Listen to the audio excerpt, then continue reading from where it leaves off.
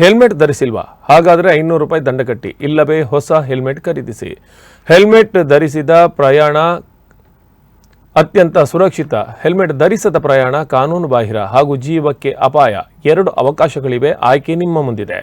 ಯಾವುದು ಎಂಬುದನ್ನು ನೀವು ಆಯ್ಕೆ ಮಾಡಿಕೊಳ್ಳಬಹುದು, ಆದರೆ ಯಾವುದೇ ಕಾರಣಕ್ಕೆ ತಪ್ಪಿಸುವಂತಿಲ್ಲ.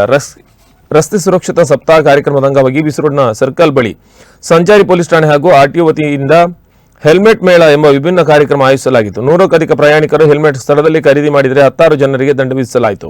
ದ್ವಿಚಕ್ರ ವಾಹನಗಳಲ್ಲಿ ಹೆಲ್ಮೆಟ್ ಧರಿಸದೆ ಪ್ರಯಾಣಿಸುವ ಸುಮಾರು 60 ಸವಾರರು ನಿಲ್ಲಿಸಿ ಕಾನೂನು ಪ್ರಕಾರ 500 ದಂಡ ವಿಧಿಸಲಾಗಿದೆ. ಬಾಕಿ ಉಳಿದ 200ಕ್ಕೂ ಅಧಿಕ ಸವಾರರು ಹೆಲ್ಮೆಟ್ ಪಡೆದುಕೊಂಡಿದ್ದಾರೆ ಎಂದು ಬಂಟ್ವಾಳ ನಗರ ಪೊಲೀಸ್ ಠಾಣೆ ಇನ್ಸ್ಪೆಕ್ಟರ್ ಅನಂತ್ ಪದ್ಮನಾಭ ತಿಳಿಸಿದರು.